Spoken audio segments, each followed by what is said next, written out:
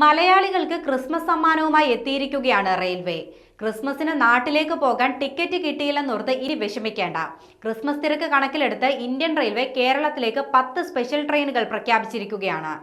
രാജ്യത്ത് വിവിധ സോണുകളിലായി 149 സ്പെഷ്യൽ ട്രെയിനുകളും അനുവദിച്ചിട്ടുണ്ട്.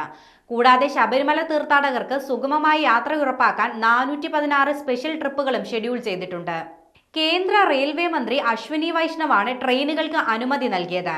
കേന്ദ്ര സഹമന്ത്രി ജോർജ് കുര്യൻ നേരത്തെ അശ്വിനി വൈഷ്ണവുമായി കൂടിക്കാഴ്ച നടത്തിയിരുന്നു.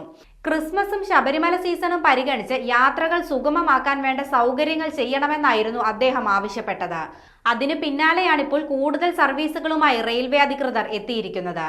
Tambaram Kanyakumari Tambaram weekly superfast special, doctor MGR Chennai central Kochuveli doctor MGR central weekly special, Kochuveli Mangalore Antyodaya special, Kochuveli Gaya Kochuveli weekly special, Kochuveli Banaras Kochuveli weekly special എന്നിവയാണ് കേരളത്തിലേക്കുള്ള സ്പെഷ്യൽ ട്രെയിനുകൾ. ക്രിസ്മസ് സീസൺ അടുത്തതോടെ കേരളത്തിലേക്കുള്ള യാത്രയ്ക്കായി ട്രെയിൻ ടിക്കറ്റുകൾ കിട്ടാനില്ലാത്ത സ്ഥിതിയായിരുന്നു.